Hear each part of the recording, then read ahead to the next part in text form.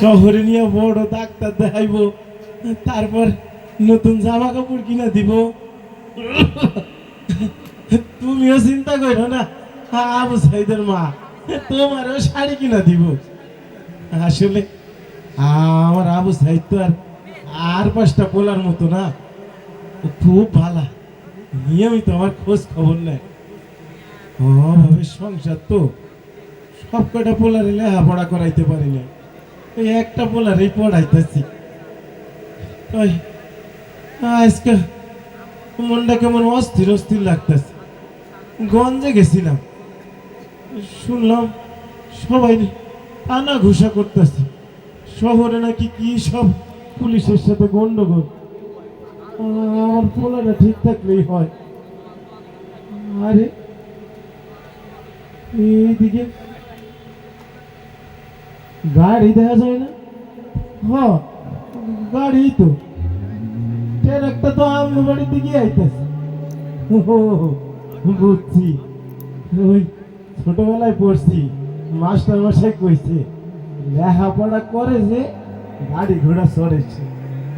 আমার আমার আবু সাইদ মনে হয় ওই গাড়িতে করে আইতাছে। হ্যাঁ, এত মানুষ এইদিকে কেন? আরে তাইলে কি আমার পোলার চাকরি হয়ে গেল?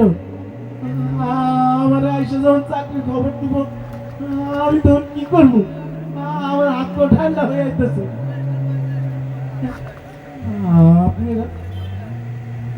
আপনারা এত মানুষ, আমার আবু সাইদ আসে নাই? আমার আবু সাইদ কই? চুপ করে আছেন কেন? কথা কন, আমার আবু সাইদ কই? এইটা আপনার তো আমি চিনি, আপনি না আমার আবু সাইদের বন্ধু। ও বাজান, বাজান আমার আবু সাইদ কই? কথা কন না কেন? আমার এমন লাগতেছে কেন? এইটা কিসের বাক্স? আমার দাও, এইটা কিসের বাক্স?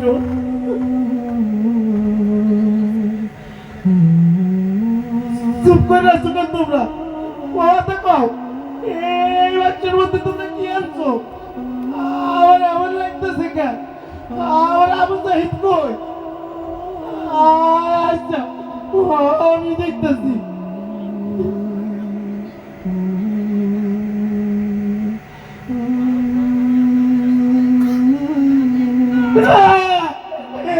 এইটা তোমরা কারা?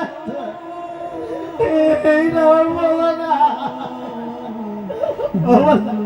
বাজার কোথায় গো বাজার? আমার চাকরি রাখবো না বাজার, সারা জীবন দরকার হইলে তুমি আমি কামলা খাইতে কামলা খাইতে খাবো বা একটু কোথায় গো বাজার? ও বাজার আর বলা মুখটা কেন রাস্তা কইরা দিচ্ছে? আর বলা তো জীবনে কোনোদিন কোনো ক্ষতি করে না।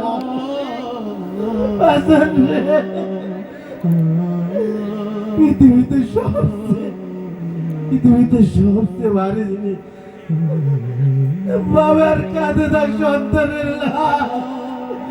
আল্লাহ তুমি কি আমার দিলা? আর কোন মায়ের বুঝছেন খালি নয়। আমি শুনছি শহীদের রক্ত নাকি বৃথা যায় না। শহীদের রক্তের বিনিময়ে তুমি এই দেশটারে স্বৈরাচার মুক্ত করো আল্লাহ। ছেলে হারা বাবা কাঁদেন সেদিন, আবু সাইদ ফিরবে না আর কোনদিন।